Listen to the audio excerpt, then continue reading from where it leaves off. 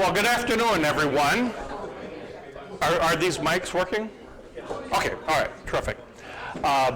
Welcome to this afternoon session on closing the achievement gap. I'm Bob Wedl with Education Evolving, and we want to thank Grant and Mayor Fraser for inviting us to host these the sessions we started last week, this weekend, and also next week on trying to better define what it is that we're really saying when we talk about closing the gap, and really different ways how to do that.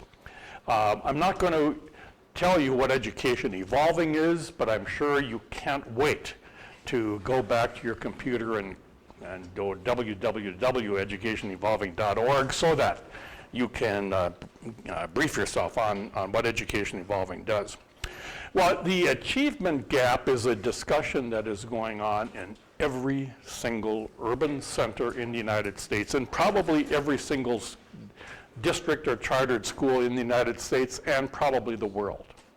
I don't have good data on the world part of it, but so what we wanted to do with the help of Don and Grant was to try to focus on a number of specific things. Last week, Dave Heisted talked about two things. What does it really mean to have, what does the gap really mean?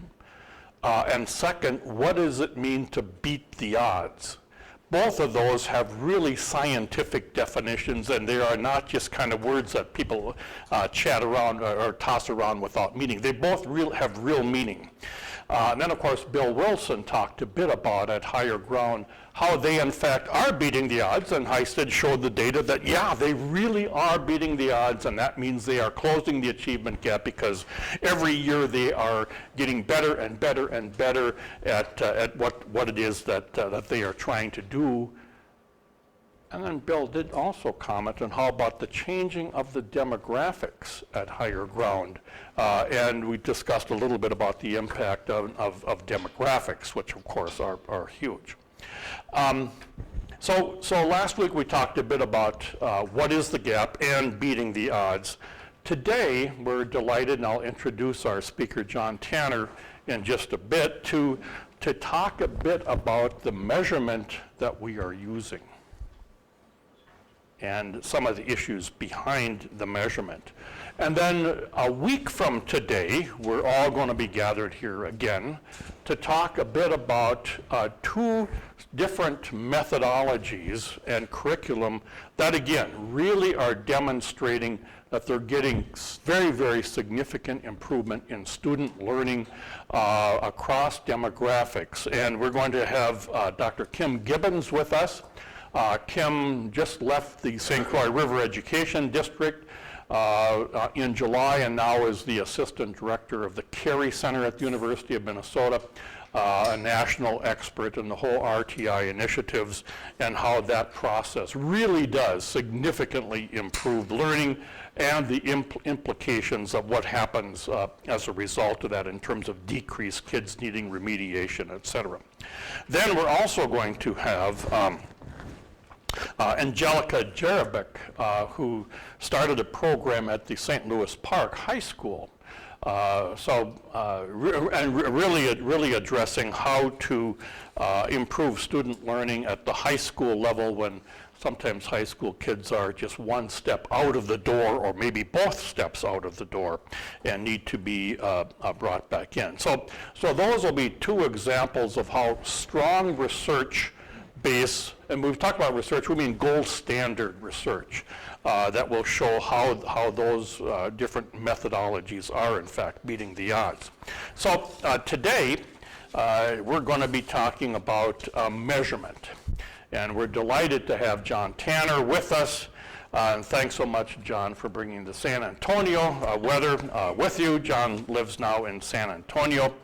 And while in graduate school, and we won't get into how many years ago that was, John became really enamored with the whole education effort of that time it was called the New Standards.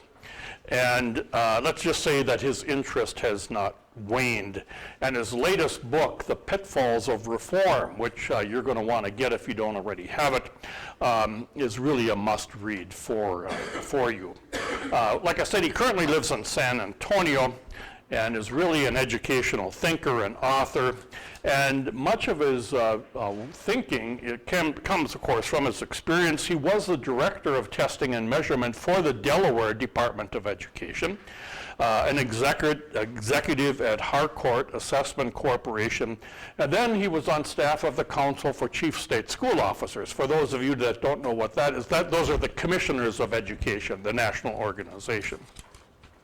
So from those years, he developed what he calls test sense, which is really quite different from many of his peers in the assessment field. And John comments that standards, tests, and quality determination processes all possess the same characteristic of had been designed for purposes outside of the goal of educational excellence. And then he goes on to say that schools are expected to be some of the highest performing organizations in the entire world while facing some of the most difficult challenges and doing so without the tools that the best organizations use to do just that. And John, I would add to that, and that they are expected to do so while being required to use the accountability tools and procedures that lack validity for how they are being used. So, John is best known for his ability to explain some of the more complex components in education and make them understandable. So we're looking forward to that, John. And John's ability to explain how it is that the underlying constructs of standards and their accompanying tests have been something entirely different than what they were really intended, and the accountability is tied to them. Test scores will not be the key to what ails education. So let's give a warm welcome to our friend from San Antonio, John Tanner.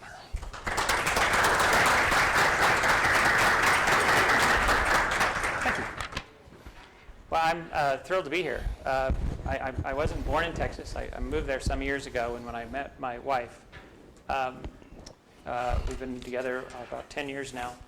I met her father, who is one of the leading oil and gas lawyers there in Texas, and his father was one of the leading oil and gas lawyers in Texas, and his son is one of the leading oil and gas, and it just is, and this man looks at me, and he says, "What part of oil and gas are you in, son?" And I said, "Sir, I give tests to small children." And he says, I don't know anything about that. I can't help you there. I'm thrilled to be here, and I appreciate the opportunity to spend a few minutes with you this afternoon. I'm going to make some jokes. They'll be bad, I assure you. I'll warn you if you need to smile or laugh. I find that useful and helpful to me. But I'm going to keep this very conversational. I realized it was going to be a nice-sized group to do that. Interrupt me, engage in an exchange, that would be just fine. But I'm going to spend a few minutes telling you two stories, and hopefully those stories will lend some light to what is, quite frequently when it comes to testing and assessment, a very complex and very complicated issue. So the first story about testing is this. I'm going to tell you how written tests originated. It's a really great, fascinating story. It happened when paper got cheap in about 17-something or other. What happened was in European universities, faculty members would interview their students at the end of a term in order to ascertain the type of mark that a student should receive for the course. That seemed to make sense because, of course, if you sit for a course, you ought to learn something and absorb something of the material. You ought to be able to analyze it and do some things with it. And the very best means for a professor or faculty member or a lecturer to ascertain the degree to which you succeeded in the course would be through an interview. And these would take upwards of a week to 2 weeks of a professor's time because, again, each student needed to receive their due diligence, if you will. When paper suddenly became cheap, it was a magical moment because what these faculty members realized was that they were asking very similar questions of all of the candidates. Well, now wait a minute, if I have the students write them down and I have them write their responses out, I'll replace the interview with the written response and I can get to my summer break about a week and a half earlier. And it was very much a practical, pragmatic solution to a very cumbersome problem. Of course, there were articles written that this was the end of education as we know it and it was horrible and so on, as you can imagine. But this was the start of written testing. This remains the single most common form of testing in the world through to today. And it has a very simple purpose. It's to understand what it is that students learn. If you think about it in the form of a graduated cylinder, those of you who have some kind of a science background, you know, the idea of a graduated cylinder is that you can pour things into it and see how much of something actually occurred. So as simplistic as that notion is, it was a very, very powerful form of assessment that remains to this day powerful throughout the world. The second story I'm going to tell you is not about a bunch of professors, although they mostly were professors, but about a bunch of psychologists who in the 19-teens in this country found that through some interesting and very sophisticated mathematical applications that they could do something that was really kind of cool. What they could do is they could identify statistical average. Now, that seems like a really esoteric word. I'll explain what that means in a minute. But what they discovered is that using certain test items, they could identify statistical average, and having done so, they could then measure how many steps above average you might be, or how many steps below average you might be. Now, why in the world would this be a valuable thing? Well, think back to that original form of test and how consistent those results were. They were as consistent as the kids, which we all know means that they weren't consistent at all. And so there was no capacity in those old tests to compare one class to the next or really to get any kind of meaningful information about a system. There was wonderful information about what you taught. There was wonderful information about how effective a teacher you were in that. But there was no information about where you might look for lessons learned or who was a better teacher than another and so on. So this idea of comparisons was interesting. And there is no more stable point of comparison in the social sciences than the idea of average, because average doesn't change very much. In fact, average changes very little from one year to the next. So if there's a way for you to identify statistical average, you'll have an excellent foundation for comparisons. Now hopefully, I just kind of think about that for a minute. Average is a wonderful, wonderful point in the social sciences if you need a point from which to make comparisons. Here's why. If you can create what we'll call a statistical snapshot of this room, you all seem like bright, cheerful, happy people, but if I can create a statistical snapshot of this room today, and I can find average in some fashion, and then I can come back in a year and take a snapshot, in effect using the same camera from the exact same angle, I can overlay the snapshots to see differences. Now that's a wonderful thing to be able to do, because once I see those differences, I can then go try to seek out what the reasons for those differences are, what caused those differences to come to be. So the idea that we can identify statistical average in a few steps above and a few steps below gives us this chance to take a statistical snapshot, which in turn gives us this idea to make very rich comparisons over time. Now, the design of how you get there is what is so telling and what's so important. And go ahead and leave accountability out. Let's leave. We're just in storyland right now for a few minutes. We'll bring it down to reality here in a few minutes. But the design of those two instruments is extraordinarily telling. Now, the design of an exam that a teacher gives at the end of a course to ascertain whether his or her students learned the material consists of very specific items about, if it was Great Gatsby, well, actually, we're 1780-something, Canterbury Tales. If it's about the Knight's Tale, you're going to ask about the Knight's Tale. If it's about Chaucer the author, you're going to ask about Chaucer the author, and so on. You're trying to ascertain what the kids learned. How you build this test that gives you statistical average, though, is extraordinarily telling, and it's really quite straightforward. The way that I can divide this room in half if I wanted to do it is to find a single test item that half of you, I always get in trouble when I say you're the smarter half and you're the half that didn't get it. I think there's more important people over here. So you guys get it, you guys don't. That's probably a fair way to go. I know. I'll get myself in trouble. But pretend that I find a single test item that I can administer. And consistently, it will put this half of the room getting the item right and this half of the room getting the item wrong. I have a test that I just use to define statistical average and one step above average, those who get it, and the one step below average, those who don't. But one-item tests aren't very useful, are they? So if I add a second item that also divides the room in the same way. Now, it can't divide it differently. You can't suddenly be getting it right and you guys getting it wrong, or I have reverse discrimination. I have a bad thing. Now, who would think that reverse discrimination is a bad thing? A measurement person? I know, we're messed up. I get it. But as long as those items continue to discriminate in the same fashion, once I add 2, 3, 4, 20, 30, what I'm capable of doing is I'm capable of identifying as many steps above average as I find useful and as many steps below average as I find useful. And the amazing thing about that, because average doesn't change very much over time, I can use that over and over and over to take different snapshots of the way things are at a moment in time so as to have meaningful comparisons. Now, the limitation of that is once I have done it, once I've selected items based on their discriminatory power, I am now helpless to look inside that instrument to get any other information. I've sacrificed my ability to look inside the instrument for answers by having selected an instrument that will give me that discriminatory power. So when I need to understand why and where a difference occurred, I can't look in the test. I can't look in the instrument. What I have to do is I have to push that to the side and go out into the school, into the classroom, into the places where the exam was administered to see what differences I can find there. Who made decisions in what way? How did they make them? And so on and so forth. So the design of this is incredibly important. One test doesn't have anything to do with average. It has to do with what was learned. That's why it's very common on those kinds of exams to see the worst possible score on the exam be 60, 70% of the items correct, because the student is trying to demonstrate how much of the stuff they've learned.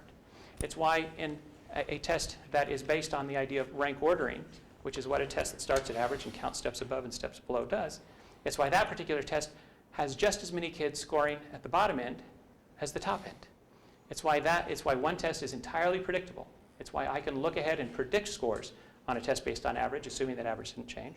And it's why I can't do that at all on a test designed to tell me what students learn. The design of each of those tests, therefore, has huge and incredible limits on what you can do with those results. Take the first test, for example, the one that the teacher created in order to understand how their students did. You can answer how much a student learned by that exam. You can use it to inform instruction. You can use it to make changes in the delivery of what you've done. You can use it to think about your practice in very direct and very instrumental ways. But you certainly couldn't compare those results. You couldn't compare two classrooms. You couldn't have any meaning from doing that sort of thing. That's not its purpose. For a rank order test, here are the things that you can do with that. You can compare classrooms. You can compare schools. You can compare students. You can compare from one year to the next. You can compare things over time. You can use it, and here is its use, and here is where I find this kind of an instrument to be the most useful. If you are a school that is struggling and need to find lessons that you can apply within your own school, you can examine all the research that exists. I get research journals, and I don't get all of them, that are that thick every month that go on a shelf. I can't even begin to consume them. Imagine a principal trying to make those kinds of decisions. It allows and enables a principal to look and to find schools that 5 years ago are where that principal school is now, that has seen a significant movement against average, right? Somebody who's beating the norm. I'm sure you've heard that word before. And go to that person and ask what sorts of things they're doing in their school, in their building, what decisions they're making in order to generate and to create that kind of movement. What it does, in the best of circumstances, is it takes the distance between understanding what will work in your school and finding that and narrows it dramatically. So this idea of comparisons on these kinds of instruments that start with average can be extraordinarily powerful and extraordinarily useful. That is something that it can be done. Comparisons, important. And research is also very significant.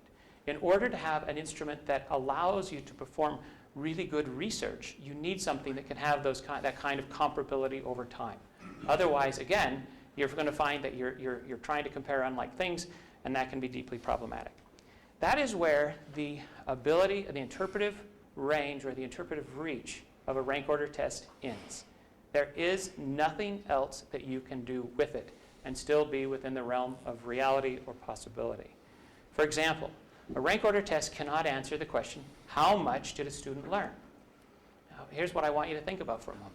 A rank order test does not have a beginning and an end.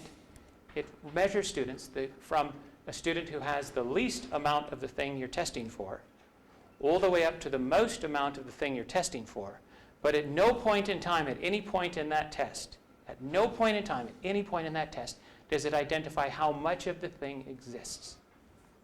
I really want you to think about that. At no point in time does it say, this is the amount of learning that took place at this point in time.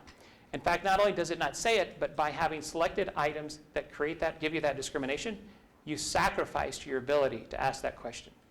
Imagine what that means for cut scores on a state test when you place it on a line. What is it that you're measuring? The answer is we don't know, because at no point in time can that test tell you how much of the thing exists at that particular moment. You sacrifice completely the ability for that instrument to inform direct instructional change. One of the things that we see all the time is we see teachers, Texas it's an epidemic. What we do is we see the release test that comes out, they release the test. We see the items that students missed becoming the basis for the curriculum for the next year. And we see the drill and kill occur. By the way, test scores in Texas have been completely flat. Achievement has been completely flat for 10 years plus now in this marvelous system that we continue to support. But here's why you cannot use any kind of a rank order test to inform instruction. If you are an average school, a perfectly average school, every student in your school is average. I guarantee you, I know how your students are going to perform on every single item. Half of them will get it right, and half of them will get it wrong. I can predict that with a tremendous amount. I mean, I'm not going to bet my paycheck on it, but I'd bet a good part of it on it. And the reason for that isn't because the students need instruction on, say, two-digit multiplication or don't need instruction on two-digit multiplication.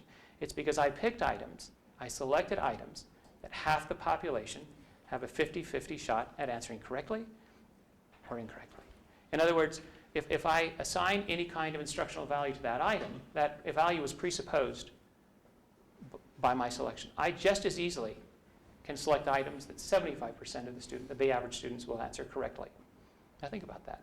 I could build an entire test that consisted of items that an average student was 75% likely to answer correctly. And if I administer that test in your school, your average school, you're going to assume that your kids are doing pretty good at two-digit multiplication. Or I can do the other. I can go down to 25% of the kids getting it right, 75% of the kids getting it wrong, the average student. And in your average school, you would think that you're doing pretty poorly at two-digit multiplication. So the bottom line is that there is never any instructional value that can be derived from a test that consists of orders picked for their discriminatory power. Wherever you are in terms as a school, in terms of steps above or steps below average, that will determine the percentage of your kids answering the items correctly. So you need to be extraordinarily cautious. It was never designed for that. Here's another thing it was not designed to do. It is not designed to identify the cause for a student landing at that particular point. Now think about what that means. You know, right now we have lots of test scores where we say, oh, these test scores were caused by a particular thing. These were caused by good teaching. These were caused by bad teaching. These were caused by socioeconomic conditions. Cause. The test score sacrificed its ability in order to do the rank ordering, which is a very valuable and legitimate thing to do. But in order to do that rank ordering, it sacrifices its ability to determine and identify causes. There is no way you can look at a test score, lift it up, and try to identify the underlying cause. It sacrifices its ability to make value judgments. Most of us, I would wager all of us, look at high-performing schools, schools with high test scores, and make the mistake of assuming that therefore they are high-performing schools. Or look at schools with low test scores and make the assumption that somehow those low-performing scores equate with being a bad school. This happens all the time. A rank order test score cannot ever be used to determine whether someone who is a few steps above average is good and someone who is a few steps below average is bad. That is completely and utterly illogical. Think for a moment how many people you know who are above average who are really horrible people, and think how many people, it's the perfect analogy, and think how many people you know who are below average who are great, okay? Just because someone is 9, 10, 20, 50 steps above or 9, 10, 20, 50 steps below average has nothing to do with being good or being bad. Are there bad schools? You bet. But you can't tell from a test score. And it's completely inappropriate that we would assign those kinds of judgments. If you want to assign a value judgment to a school, you need to do it somewhere outside of a standardized test score, or excuse me, of a rank order test score. Now, of the second kind of testing, obviously, you can tell, this is exactly the design that is at the basis for every state test that is used for accountability purposes in this country. Some people will argue with me and they'll say, no, we have a standards-based test. That means you derive the content from standards, but you still pick your items based on their discriminatory power. Or we have a criterion reference test. You still pick the items based on their discriminatory power. I get a lot of argument on this, and I can point back to the technical manuals that exist for your state testing programs. The easiest way to know if you are in rank order test mode is, are the scores consistent from one year to the next? If you are, there's only one way to make them consistent, and that is to pick items with good discriminatory power. Otherwise, your results would be all over the board. Policymakers, for some strange reason, okay, that was irony. Now, I have to tell you, I know, it's my first joke of the day. But for some strange reason, absolutely failed to look under the hood. They never bothered to ask when they were trying to put this thing called reform together, what sorts of tools would best serve the purposes. What they in fact did was they took these two forms of testing and assumed that either one would do. And then they added some meaning on top of that that doesn't exist in either one of them. Think about how much our policy starts to generate inefficiencies. And then the inefficiencies supports the educational gaps that exist in just these three things. Test scores are now the basis for value judgments on schools in this country. You can go out and do an interview on the street, and you can just imagine this. And I assure you that more than 95% of the people that you speak to recognize or will say that a school that has high test scores is better than a school that has low test scores. Again, completely unsupported. Real estate agents, one of the worst abusers of test data in the world, will do the same, and there is a direct correlation on property values and test scores, and so on and so forth. Right now, test scores are used as the basis for all value judgments on schools in this country. Again, something that is completely excluded by their design. The inefficiencies in that alone are horrific. Imagine looking at a school and saying you're a bad school because you have a low test score. Imagine the way that people will react on funding, the way that people will react on requests for things. That school will be immediately, in all likelihood, forced into a remedial program. That school is in all likelihood forced into, in Texas, a teach to the test approach. And yet, is that what's necessary? Is that what's best for the school? Is it proper that the school respond to itself as a bad school? Again, that answer is certainly not in the test. Same is true for a good school, although the consequences there are not nearly so significant at that end. Test scores are believed to be able to identify completely the cause for their existence. The cause for test scores in this country, again, ask just about anyone on the street, has to do with good or bad teaching. If you ask, we were very fortunate in Texas. We managed to get a waiver from the requirement of tying test scores to teachers and principals. We're hoping that we can beat that. I don't think we will. Test scores are assumed to be able to identify the cause of their existence, which is, in most states now, good or bad teaching or good or bad leadership in the school. Again, a test score that measures average and then above and below is incapable of identifying anything about what caused it to come to be. Certainly, it cannot identify anything having to do with teacher quality. And finally, one of the things I will never forget when I read the legislation, when I read No Child Left Behind, and I saw this requirement that test scores be returned very, very quickly for the sole purpose of informing instruction. They actually built into the policy that we take an instrument that was stripped of its ability to inform instruction and insist that schools use it as the basis for instruction. Now let me see if I can give you what I believe to be an incredible consequence of that. Your group and the sponsor of this afternoon's activity is focused on educational gaps, a very fine and important topic to speak of. And what we did in this era of education is we have assigned ourselves as educators this incredible responsibility to close these gaps. We realize and recognize how damaging these things are to our society.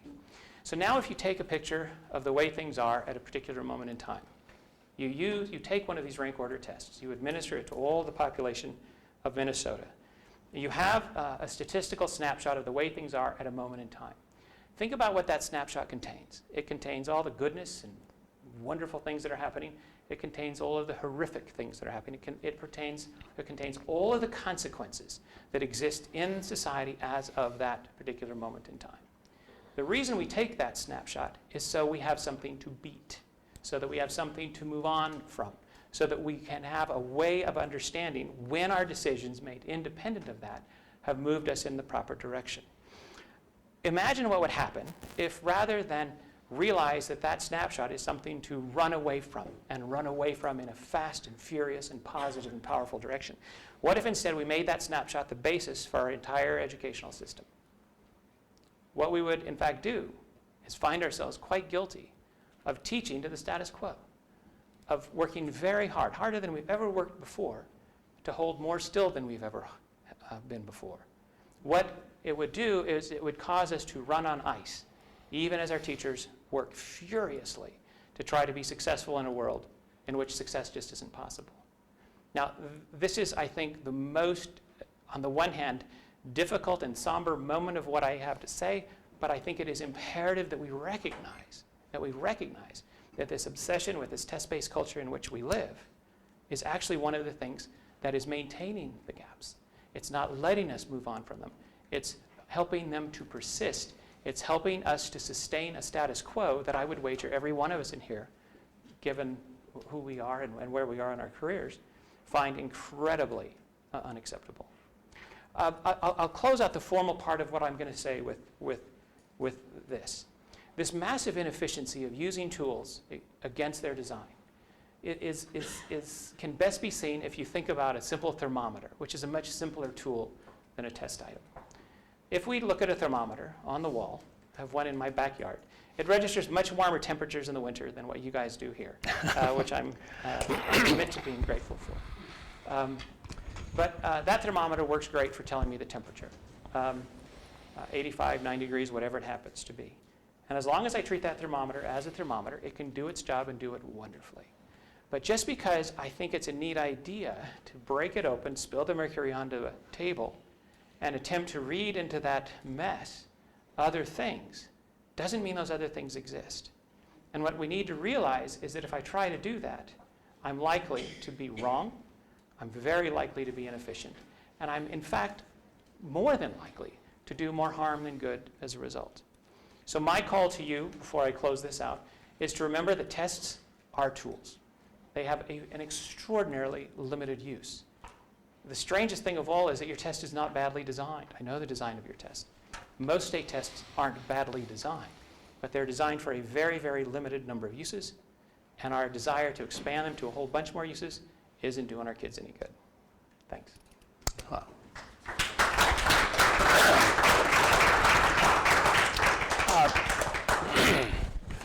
Well, John and I are going to have a little discussion while you jot down some questions that you might be having. Just maybe you can clarify something. You know, people often talk about grade level. And people say, well, grade level, kids aren't performing at grade level. And 20 years ago, people were saying kids weren't performing at grade level. Is grade level the same now as it was in 2000 or 1980? That is actually a great question. So grade level in my testing world comes from the good old days when we did, remember norm reference testing? Oh, those were wonderful days. Stanford Achievement Test, Terra Nova, Iowa Test of Basic Skills were just the three popular ones when probably most of us were in school. What we did with those exams was we not only took a picture, a snapshot of the status quo, we didn't stop there. We got a little more sophisticated with the picture, and we took the picture and we asked ourselves questions like, okay, if we took all of the pictures, you know, we took a picture at third grade, fourth grade, or, you know, age, it didn't matter. We just took lots of pictures among all the kids from kindergarten all the way to high school. And then we did some fancy analysis. It would enable us to do this interesting thing. It would enable us to say, here is what the average third grader looks like. Here's what the average fourth grader looks like, the average fifth grader, again, within the test. And so that then led to this idea that it would be interesting to somehow define what grade level meant. And my opinion is that idea of grade levelness came out of that desire. What does an average third grader, average fourth grader, average fifth grader come from? Today, I think the term is badly misused because we say we want kids to be on grade level, but we have too many definitions of that. We don't have definitions of that in our state tests. We just don't. That they don't have norming studies attached to them, so technically they can't do it. There are at the younger grades some instruments that are still normed in that fashion, but grade levelness is a function of norms, and unless a test has it, it's not going to be able to give you any sense of that. No state test has norms attached to it. They just don't. It would be too expensive to do. Sure. The Phi-Ed teachers frequently say, if we want to know how high a student can jump, we watch how high the student can jump. We don't give them a test about, a paper pencil test for them to write down how high they can jump. How do you see the more adaptive measures? Are they just more useful for instructional purposes, or can they ultimately be aggregated for some kind of accountability? You're talking about like adaptive tests? Yeah. Like the Smarter Balanced, okay. If you wrap your mind around this idea that at each grade I'm going to take a snapshot with 40 items, that's one way to think about it. But there's actually, with computers and mathematics, I can actually take snapshots that let me put each child in the average position. Okay, that blows people's mind when I say that. I'll say that again. With adaptive testing, I can take a snapshot of each child that lets me put the child in the average position, not the test. What that does is it gives me the same precision in the estimate for every child as to where they're performing. In a fixed form test where I just have 40 items, the kids who are way at the top and way at the bottom, I have error bands around that are massive. I'm not even sure if the kids should be there. For kids in the middle, I have a high degree of precision, and I am pretty sure that those kids should be there. All that adaptive testing does, and I think it's a wonderful tool, is give me a more precise estimate for every student. The advantage adaptive testing has, and this is most adaptive testing, is that if a child is significantly below grade level, forgive the term, but it's just we're used to it, and I think they're really an underperforming child, I can have just as precise estimate for that student in 10th grade as I can for a student who is doing really well. The value of that is by having a precise estimate, I can now track movement. I can now see the differences and then go outside the test to try to see what caused that. If I have a fixed form test and I have a student significantly below, they're going to get zeros. And all the zeros will wind up being assumed to mean the same thing when they don't. One student may just be so close but not quite get it, and another student may be miles below and not even close. And to treat those two as the same is damaging to the student. Would it be surprising that to find that fifth graders can jump higher than kindergartens? Why do we expect, why do we have high school graduation standards that are the same for everybody, regardless of who they are and their needs and aspirations? Yeah, you read my book. That's cheating. Yeah. So I don't want to steer the conversation too far off. I have just as big an issue with our use of standards in this country and how they're written as I do with tests. Standards are always about standardization in education. We forgot that. I don't know how we forgot that. It's pretty incredible to me. But standards standardize. They can't do anything else. And what we've done is we've standardized bits and pieces of our content in a way that now expects that our students become standardized. And that, to me, is a very dangerous thing to have done. We are all profoundly different people with different skills and different abilities. And to standardize the content has always been a bit of an odd gesture to me. I don't know if I've answered the question completely, but then when you think about trying to expect the same outcome from all kids on the same day, well, I'll put it another way. In order for all kids to be successful in Minnesota, just think about this. In order for kids to be all successful on your state test, all of your kids will have to perform slightly above average. That's the mathematical reality. In order for 100% of your students to be successful on your state test, 100% of them will have to perform slightly above average, because your cut score is set slightly above average. No cut score is set below average. Just guarantee it. It's just not. That supports Garrison Keillor's. Yes, yeah. It does, and I can't tell you how many copies of Lake Wobegon people have sent me for saying it. But it's just true. I mean, when you use a rank order test and try and draw a line in the sand on it, it's going to be a line that's above average. And so you're going to have to get all of your kids to be slightly above average. And by the way, the best way to do that is to change the demographic in your school, to find the demographic that matches at that point. That's really the only way to get the kids over that hump. Just one last question before I get to some of the audience questions. You're monopolizing the time. Not far from here, we have a school that their test scores really are not all that good. Yeah, they're okay, but okay, I'm not going to hook this onto my. But you know what's really interesting is that they go to some of the finest New York City art and music schools, and join the opera, join Broadway. It's called the Conservatory for the Performing Arts. It's at the Ordway Theater, which is right across where you're staying in St. Paul. So that's really a failing school, right? Yeah.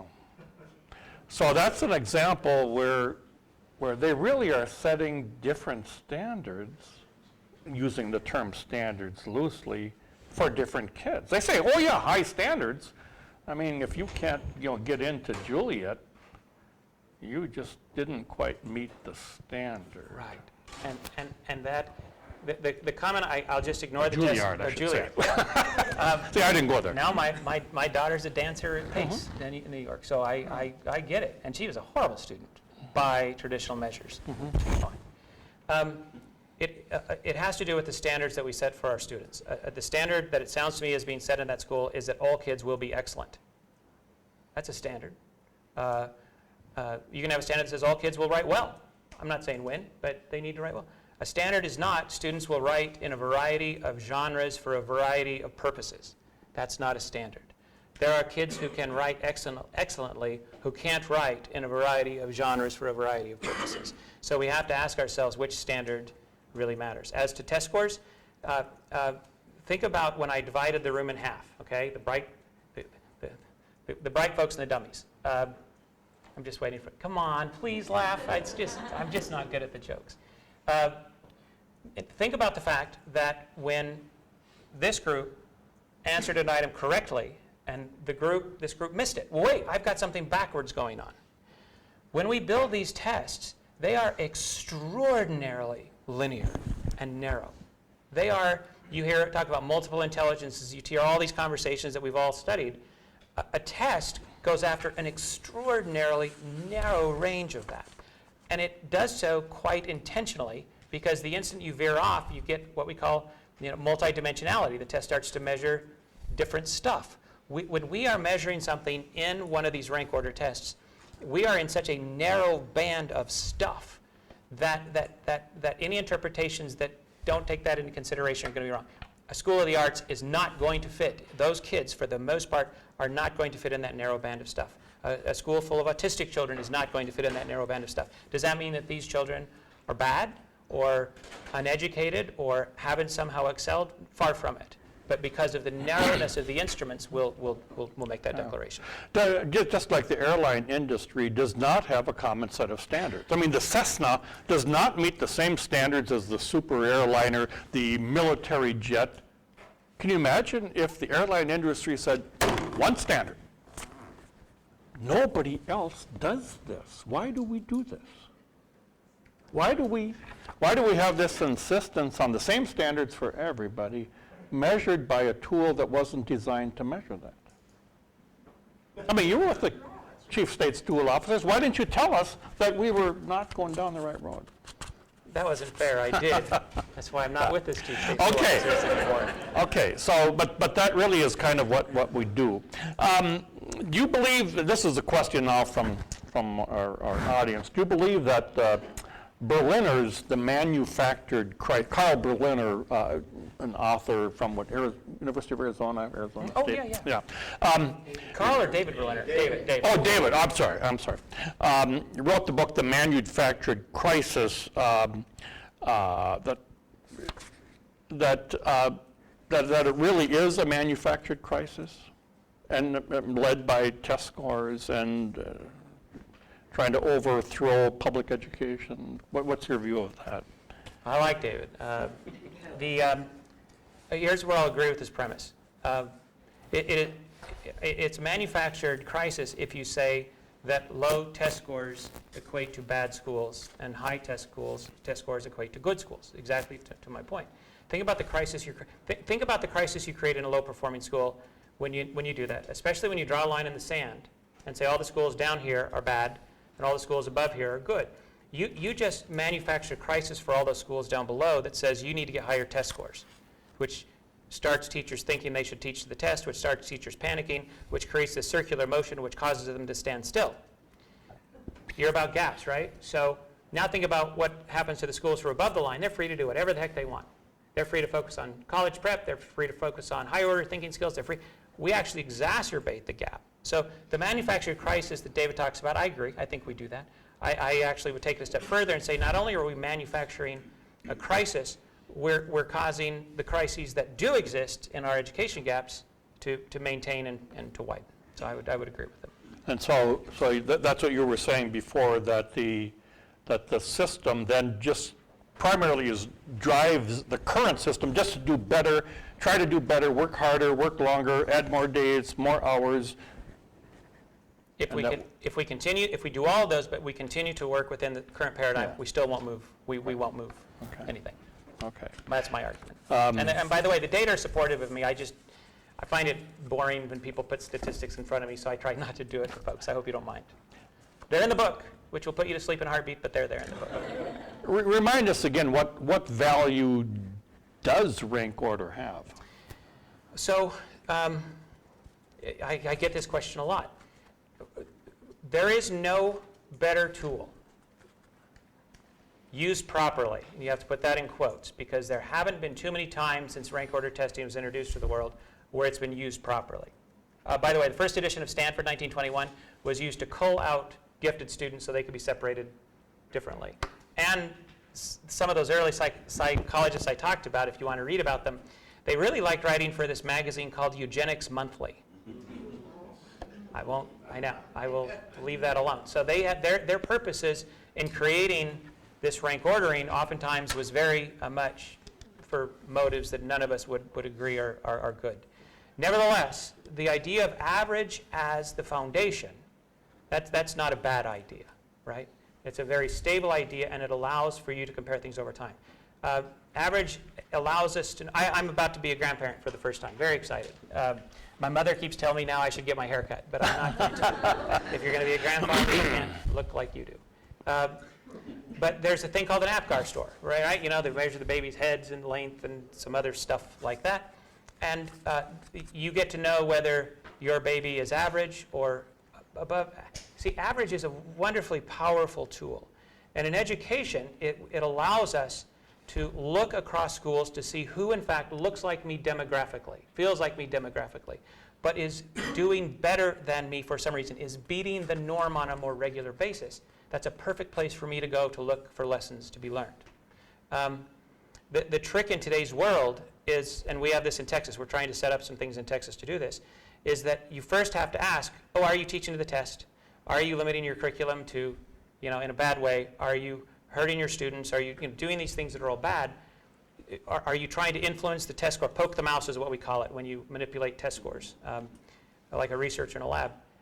You need to make sure that you're comparing yourself with someone who is treating the test as it should be treated, which is to completely and utterly ignore the thing other than as an annual indicator. There's value there. In today's world, my published assertion is that we spend about $1.4 billion a year on state testing programs, and we have no ability to use them, almost no ability to use them for the comparative purposes for which they were designed. That's pretty. Minnesota has 2 state testing programs. Of course you do. Because the Minnesota, what we call the Minnesota Comprehensive Assessment, MCAs, don't provide, they provide end-of-year data. So obviously it's of little value to the teachers. The kids are gone. So because districts and sites want data that are useful for decision making, they use another test, the MAP test. At WA. Yeah, WA, yeah. So we have 2 state tests, because one is for this state accountability, and the other is to be helpful for instructional improvement. Do you see is that going on around the country? Yeah, but not as formally. A huge number of school districts have started to recognize and boycott state test data. Now, they don't do it in any kind of a verbal way. I know a superintendent, and she gets it, and she looks at it, and she has a drawer in her desk, and she puts it in the drawer and locks it. And she doesn't share it with her teachers. She doesn't share it with her school. She doesn't share it with her districts because she feels that it's so compromised. They then use some commercial products that are similar to that. Here's the thing that I always urge everybody to do whenever they're looking at a product, is look at the design. If the design, and I'll use NWA MAP. I know the NWA folks really well. I do consulting with them once in a while. NWA MAP is a rank order test administered, which means you cannot use it to inform instruction in a direct way. What NWA does is they have researchers who look at kids who are at different score levels and say, you know what, our research suggests that the following 5 things would be good ideas that may benefit your students. You may want to think about them. But it requires the teacher to be a professional and to make a judgment and say, well, that's just the dumbest thing I've ever heard. I'm not doing it. That doesn't match my kids. Or, hey, those are good ideas. So you know, you have to really look at what the design of the test is for. Many commercial tests, they'll use the word diagnostic. Okay? No rank order test that I just described can function as a diagnostic. It cannot tell you what is wrong. There are commercial tests all over that say this is a diagnostic, this is a screener, this is going to predict your state test scores, and blah, blah, blah. Be very, very wary would be my advice on that. Okay. 2 tests, I get it. Probably isn't necessary. All right. Can we ever meet the NCLB goal of 100% at grade level? You've already answered that. I think the answer is not unless we have grade level really below. Right. So the whole notion that all kids are going to be successful. That's a goal. All kids. All kids cannot be successful in the system as it is designed today. There is a small mathematical chance that we could get there, and it has to do with the fact that if we all decided to ignore the test, 100% of us, and we all just decided to move our average, we do peg average, the score at the first average, that first snapshot we take. So if all of us together could pick up and move the snapshots along over the next 5 years, there is a mathematical chance that the lowest performing student in 20 years could be performing at or above the average student of 20 years ago. Mm-hmm. Good luck. I mean, that's it's just mathematically, it's not mathematically impossible, but it's just impractical as long as we put accountability on a tool that's designed to measure steps above and steps below average. Then going back to our school down the road, where the kids perform really high in music, going back to the question about all kids, being successful. Now we do define what we mean by proficiency. Right. So even if we could get to that level with all the kids down the road, the difference in the definition of proficiency varies across the country, doesn't it? Okay, there are several pieces to your question that are important. One is that the way we define proficiency in this country is we find a score that is about 2 steps above average, and we draw a line in the sand. That line in the sand represents a socioeconomic condition that exists at that moment in the snapshot. So proficiency in our country is highly, highly, highly, highly, highly correlated to the socioeconomic condition that exists at that point in the snapshot. States have drawn their lines in different places. So that is true.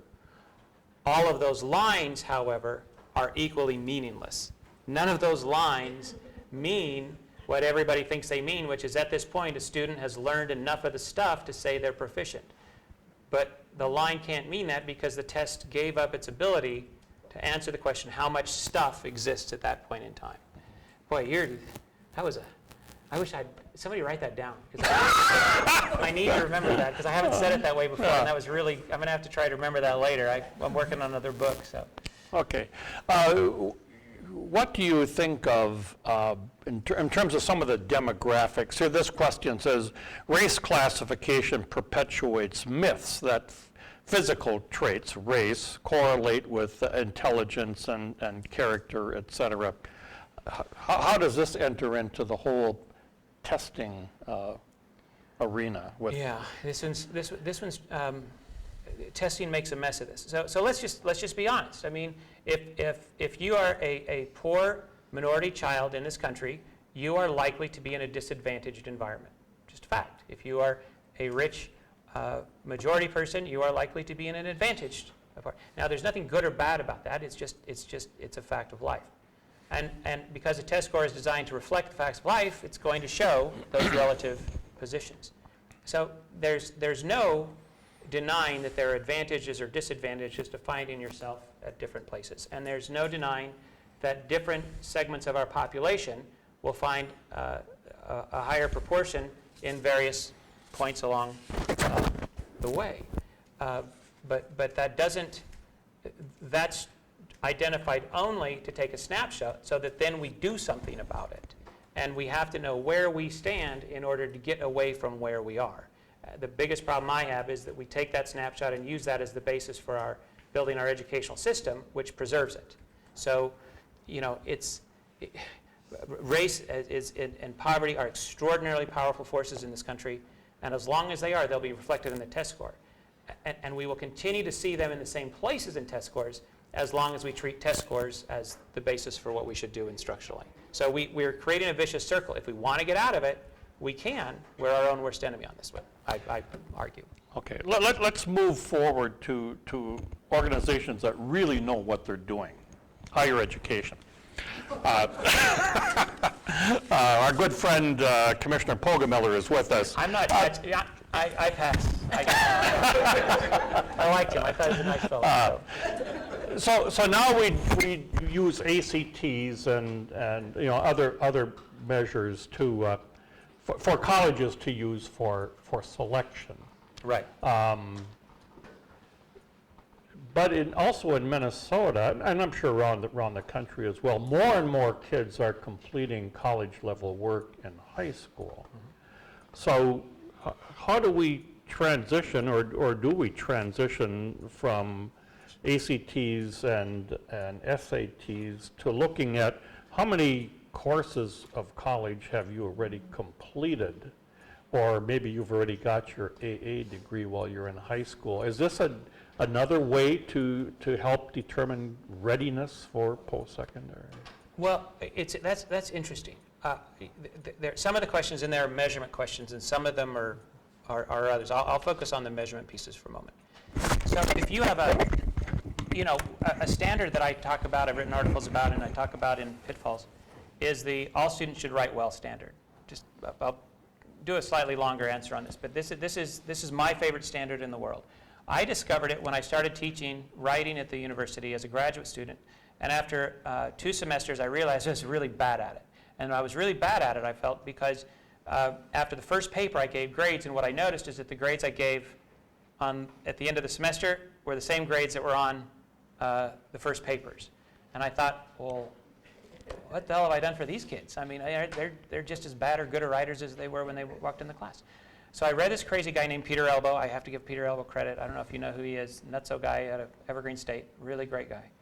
And I went in that fall and I said, if you want a C in my course, you will write brilliantly once. If you want a B, you'll do it a couple of times. And if you want an A, you're going to do it a couple of more times, and good luck. And all the athletes got up and walked out. And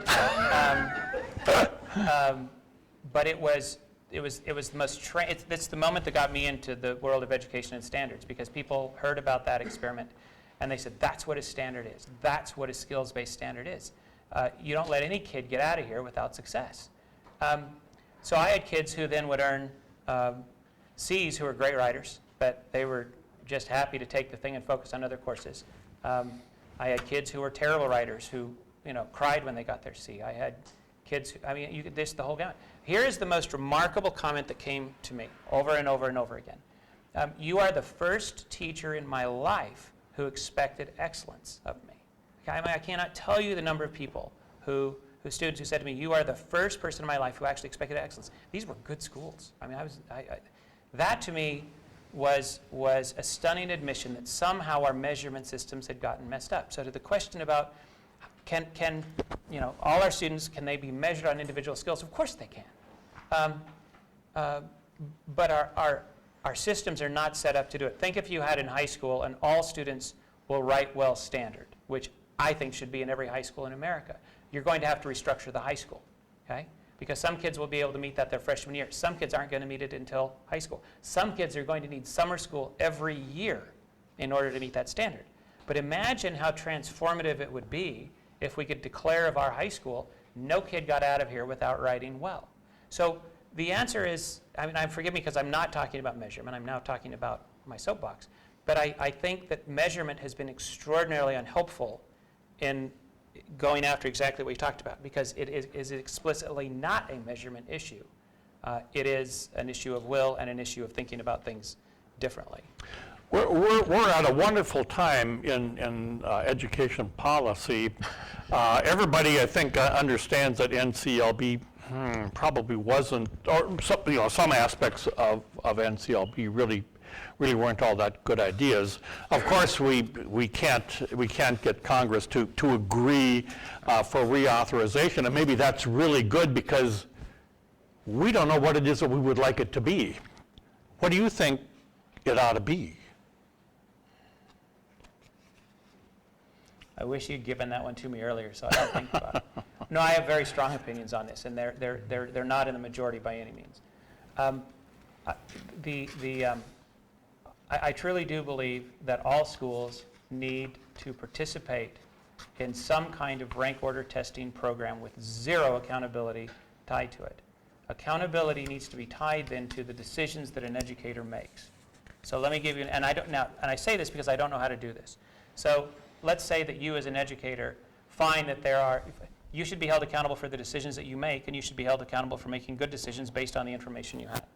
So I don't know how we make a lot of those decisions in school without information and data, and rank order tests are a really good source of data. So all that being said, the problem we have is that anytime we take a rank order test and put it in a policy environment, it will be abused. So I have an opinion that it should be included, but it's never been included and not abused. So I'm going to say that any accountability programs they can't have a rank order test attached to them because it won't work. We can go to locally driven models where we ask teachers to certify that they are capable of scoring in a consistent fashion. I go back to this because if you think about the advent of reform, and I despise the word reform, so that was used in quotes. And I can make a joke and say I'd like to make real quotes, but you can laugh about that, and you'll think about that for a moment. It's actually pretty funny. Reform would have been completely avoided as an idea if teachers had the ability to grade consistently. Say an A is an A, B is a B, C is a C.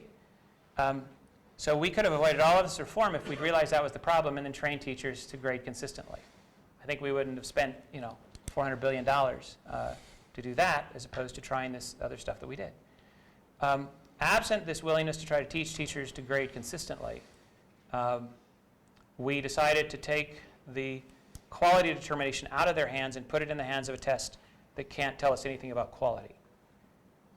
All that being said, if I were redesigning NCLB, I would go back to that idea of making sure that every school, teacher, et cetera, understands what quality is, can see it the same way, can judge it the same way, and can assign scores the same way, so that way you generate all the comparability that the public would demand, but you put the quality determination back to the hands of the teachers.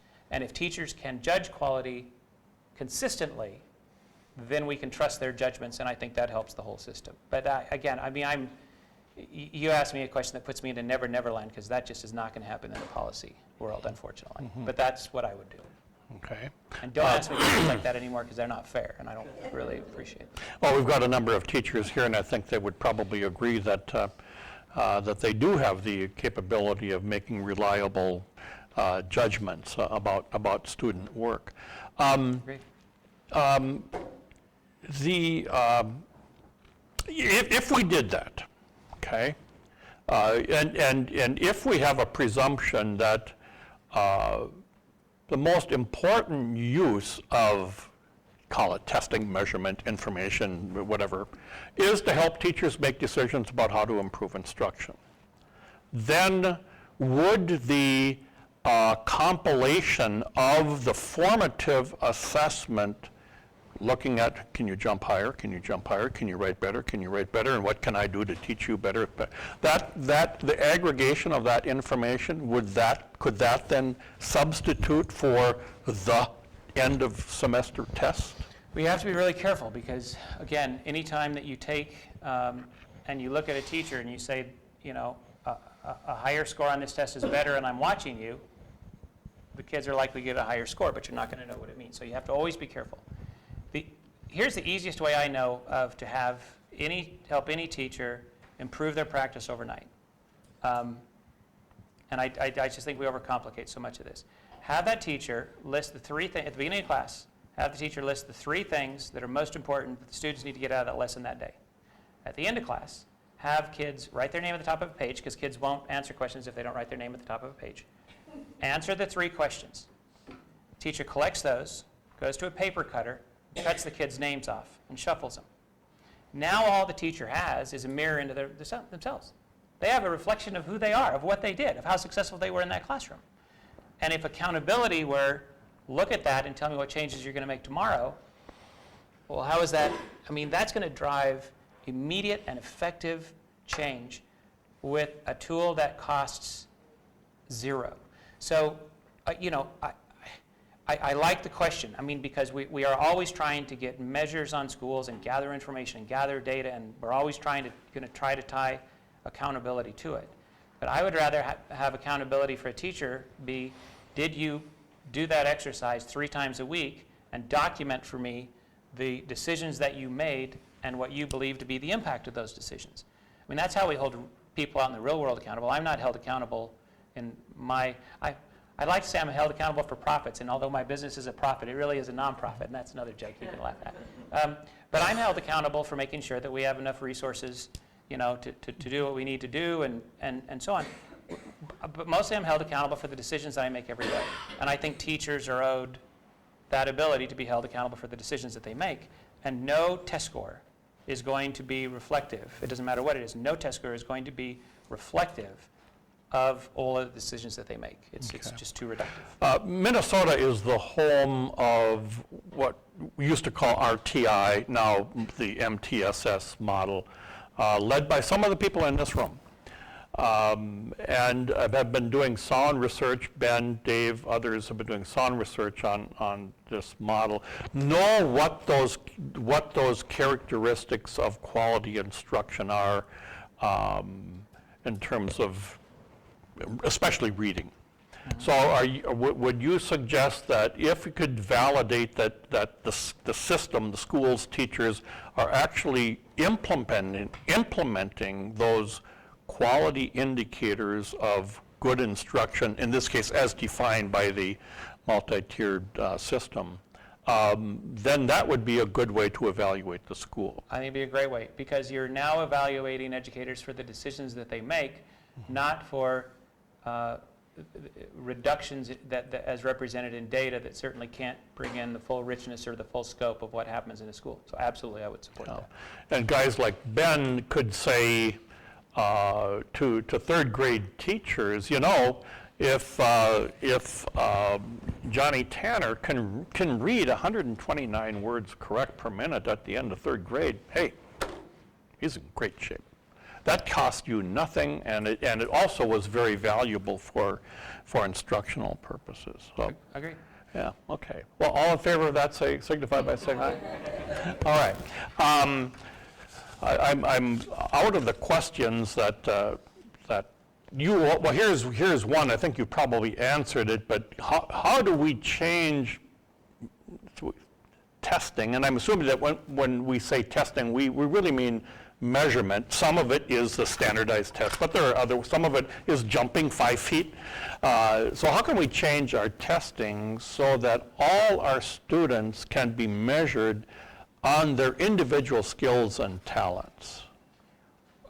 Okay, so read that again because it's... How can we this is change our interesting. testing so that all our students can be measured on individual skills and talents? Okay. The answer is there is no test that will measure all their kids on their individual skills and talents. By definition, a rank order test is an extraordinarily narrow, very linear piece that goes after one thing and one thing only. So I could actually build you an instrument that measured. I could actually build you an instrument that measured for. Just think about it theoretically, if we could. Creativity, okay, an important skill that every kid's need, or perseverance, or all these kinds of skills. And I could build you a rank order test that would say, here's the rank order on perseverance. This child is above average, and this child is below average. But that's as of a particular day. That's a snapshot at the end of the year. What I care about is that the student persevered, or that the student expressed creativity. And you don't express creativity or persevere in a testing environment. So the answer to the question is that if some of these skills are things that are important, don't try to test them, because all you'll do is reduce them to something that they aren't. But you certainly, I love elementary school stuff, the running record and the kinds of things you do with young children. These are quality at its core. Can a child count to 100 by 5s? Let's go. How far can you go? Well, you made it to 50 today. Let's make it to 55 tomorrow. There is no reason that exact methodology can't be applied in high school when it comes to these particular skills. I'm not a fan of portfolios. I know that strikes a lot of teachers' hearts. They're just too cumbersome, and you don't get a lot of benefit out of them in my mind. But checklists in high school about these things can be marvelously successful tools for inculcating these skills, for teaching these skills, for having teachers demonstrate the skills, because kids do need to see them demonstrated, and then for kids to demonstrate the skills in their own authentic practice. There are ways that you can record things that students do and capture that as a measurement activity, but not as a test activity. Okay. Well, one of the things that I think good measurement folks are trying to do and doing well, trying to make sense out of the data with all the demographics that we've got with us in this country, is to try to move towards more of a value-added models of data analysis. That doesn't mean that the testing information is all that great, but how about that model of analysis to try to factor into all the variables that we've got? Okay, so value add is really interesting. It started as a model, an optimization model, and I've always found this very helpful to think about value add as to what is it really saying. So it started as an optimization model where, let's say you're a school counselor and you're trying to place the child in one of 20 classes. And you'd like to know which class offers the student the greatest possibility of maximizing their success. Value add models were created to take all of the data from, say, a school or a set of schools or a set of classrooms and massage it in such a way that they could then take that student and find something out about that student and then say, that student is most likely to thrive in environment A or in environment B. So the models were built with that kind of optimization in mind. What accountability folks looked at is they said, well, if that teacher is doing the best job at adding value for students like that, let's hold that teacher accountable for adding value. That corrupts the model the moment that you do that. Because, again, at no point in time when they said you're likely to receive the greatest benefit from this environment, they're not defining what the benefit is because the test can't tell you what it is. I like value-added analysis very much when it's used as a snapshot. You remember I said here's a snapshot and here's a value-added models can give you another way of creating snapshots that let you see differences. The mistake we make is assuming that we know what the value added means. We don't know how much was added. We don't know what that means. We don't know anything from the test. But if you see incidences where patterns emerge, and some of the value-added models show really interesting things about patterns, when you see those differences, I would argue accountability is the wrong thing to do with that, my opinion. The right thing to do with that is to say where I see something where somebody is really beating the norm, push the test data away and go ask those teachers what it is they're doing. What decisions did they make that they believe led to that kind of significant improvement? And they may say, oh my God, their hormones all shut down for the year. They're fine. It doesn't have anything to do with me. It's just they stopped being crazy. It could be I got a whole different demographic this year. It could be something clicked in my own practice, and this is the first year where I got it. It could be those are the worst children I've ever seen in my whole life. There are a million reasons to cause, but what you can do is you can go look to see what lessons there are to be learned there that they can then be applied to others. I think the value-add models are a very elegant way of taking snapshots. I think they're encouraging some misuses because we think that what we see in that is something that's being caused by a teacher. That's the major inference. And I don't think that inference is there for us to be made. That's my My friend Hector Garcia is with us today, and thanks, Hector, for joining us. Hector comments from time to time, because he works with immigrant populations. He says, almost all the kids from families that I work with can speak 2 languages. And then other kids can speak 3 and 4 languages. They're probably not quite there in English yet, but of course they've only been here for a couple of years. Would you rather have your kids speak 2 or 3 languages and not quite be where you want them to be in reading, or is that just another excuse? This is a perfect example of the fact that our instrumentation that we use to judge quality, which can't judge quality, is so extraordinarily narrow. Imagine if what we had instead was a checklist that said, in any language, can you perform the following tasks? Can you provide directions to the store? Can you, in a language, here's a skill, in an environment where no one speaks your language, can you function? Are you smart enough to figure some things out? These kids, I live in San Antonio, Texas, where I live. We are 60% Hispanic. San Antonio ISD, where I live, we have 40% mobility. We are 80% Hispanic. We are, I think, almost 70% bilingual. And so you love statistics. I'm sure all of these are slightly wrong. And something along the lines of a third who do not speak English. We have this exact issue. And these kids are as functioning in an English world as they can possibly imagine, not knowing a word of English. Tell me that's not something that we should value. So I agree. Again, our measures are so incredibly linear and exclusive that it's very troubling. And by the way, very culturally based upon the way we think about things in Western linear culture. Circular cultures tend to do very poorly on this stuff. One member in our audience operates a school that's a high school. It's a recording arts high school. Okay.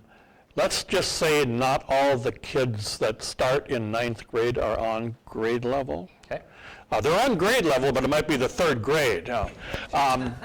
And some of them are adjudicated. Many are homeless, etc.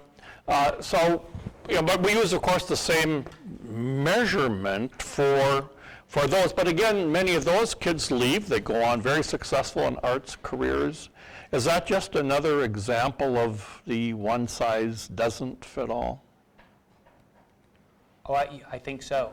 And I think it's so much more than that, because those kids are going to probably test pretty poorly. They're outside that very narrow linear scope that a test can catch, and so they don't get caught. If we looked at that same school, here's a rank ordering I would love to see done.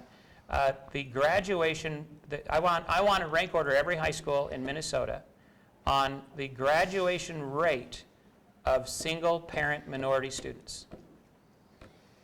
We're not going to see the same thing that we do in most of these other measures.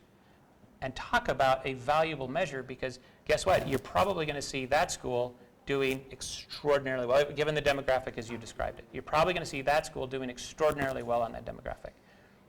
Well, that's great. What other things how else can we view a school so that we can start to capture all of the richness that exists and all of the things that we're being successful at? If I were a principal of another school that matched that demographics, and I had lots of single-parent kids in my school that were poor, and I found someone who's doing successful, you can bet I'd be banging on their door to find out what is it that you're doing to capture the hearts and minds of these students and move them forward. What we tend to do is we give them a test, we put them in remedial programs, we bore them to death, and we walk them out the door having failed to graduate at much higher rates than is actually reasonable. So it's a wonderful question, and again, it's that idea that we need to find ways to value what it is they're doing and quantify it to a degree that it becomes understandable. Well, we do have to shut down, as you indicated, what the measurement system we currently have is really not measuring what we really are doing. We're very, very narrow, and I would hope that the good news is that we will be able to get something better out of NCLB, and that's our job. So let's get on with it. So thank you, John Tanner. Thanks very much.